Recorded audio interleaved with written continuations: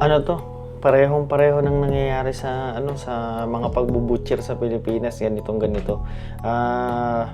Merong mga tie-up yung mga yung mga training centers sa mga agencies, nagpapabayad lang tapos para makakuha ka ng COE. Ngayon yung training center yun tapos yung agency na ka-tie up nila, pikit mata na lang sila sa mga hindi na nila inaano yan. Yung experience mo, hindi na nila masyadong scrutinize, no? Parehong-pareho dito. Yun. Tayo?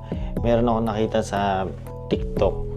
Di ba, yung bukod sa pagbubutcher, meron dito yung yung sa tracking. Mas malaki yung sahod nung pagka nagta-tracking ka dito, yung mga truck drivers. Actually, meron akong pinost na videos dati about sa sa mga hiring ng tracking dito. Ngayon, na sila, kailangan nila yung merong schooling dito. Yung parang kasi naisip ko rin yan dati na nung na-PR na ako. Gusto ko sanang mag-aral yung sa truck driving kasi nga sabi nga nila malaki daw yung sahod. Parang pumapatak, kaya mong sumahod ng 2,000 to 2,500 sa 2 linggo. Isipin mo yun, ang laki. Meron dito pagka kasi in demand kasi yan yung tracking na yan. Ngayon dito sa Canada, hindi lang naman dito sa Manitoba, maraming province dito. Pwede kang makapag-schooling yan na yung merong tawag doon, parang scholarship nila ng mga province na sila magbabayad ng pagpapaaral sa iyo para makakuha ka ng lisensya.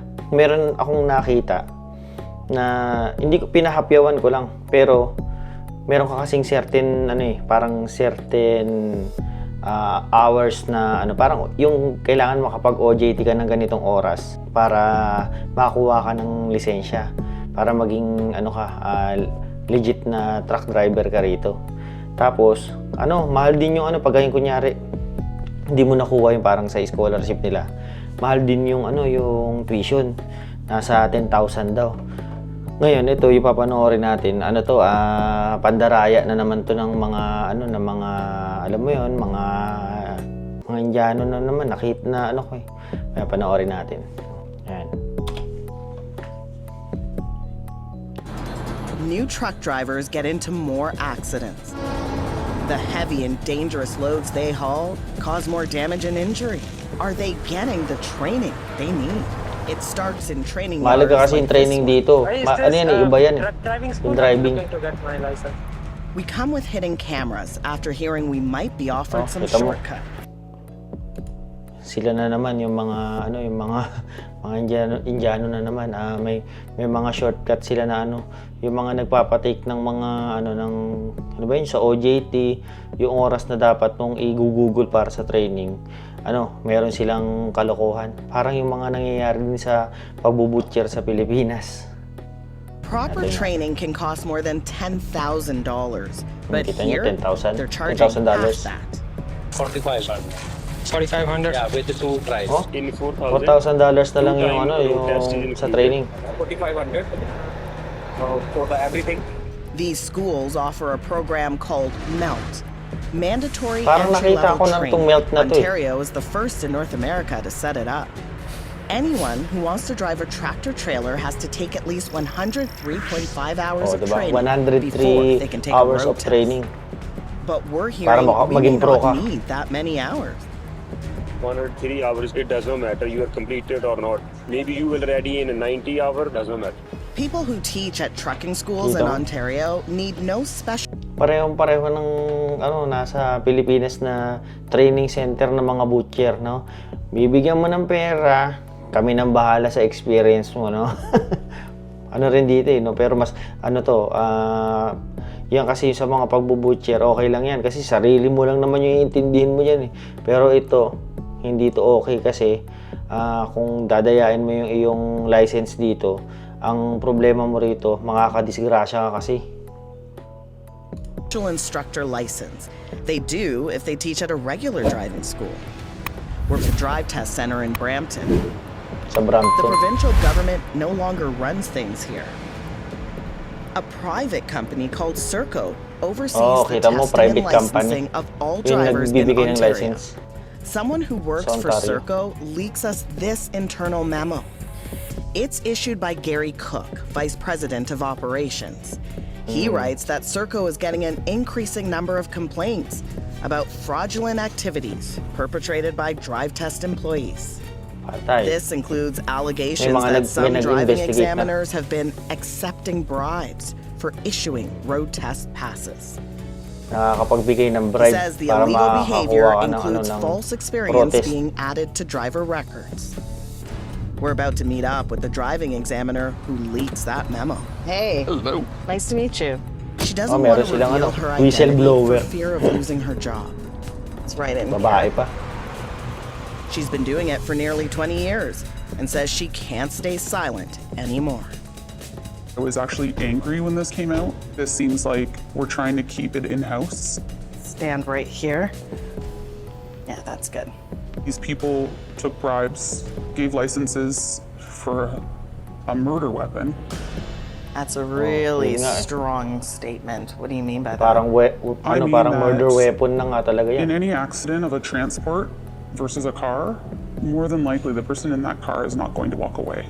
And if someone doesn't know how to properly drive a vehicle or doesn't properly do an inspection, I feel it's only a matter of time before someone will die from that. She hears rumors that the bribes are as much as Delikado talaga kasi yan. $5,000 for a pass, but says bribes aren't the only problem. Serco keeps track of how many students each examiner passes and fails, and that leads to pressure. If I do have a week of really bad drivers, it is in the back of my mind that if I do have too high of a fail rate, that I could be flagged. Have you passed students you shouldn't have? Okay. That keeps me up at night, and I think I probably have. Na pe-pressure daw sila na kailangan meron mataas yung rating mo na yung nagte-training. Dapat daw mataas yung rating nila ng pagpasa ng mga ng mga nagte-take ng ng pro exam. Na pe-pressure daw siya. Knowing all of this, how do you feel about driving on the highways? I don't. I avoid highway driving as much as possible. If I can take other routes, I will. We asked Serco for an on-camera interview, but get a statement instead. Serco says when it comes to bribes, they've Serco. informed authorities and fired people responsible. It also says it follows all testing standards set by Ontario's Ministry of Transportation. We thought Ontario's Transport Minister Pravneet Sarkaria would want to talk about all this on camera. We asked repeatedly, but he doesn't. That's despite sharing the findings of our entire investigation with him. So we're back in Thunder Bay to try one last time.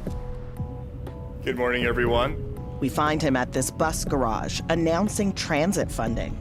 The largest expansion of transit in Ontario's history. But instead, we want to discuss the corruption we've uncovered.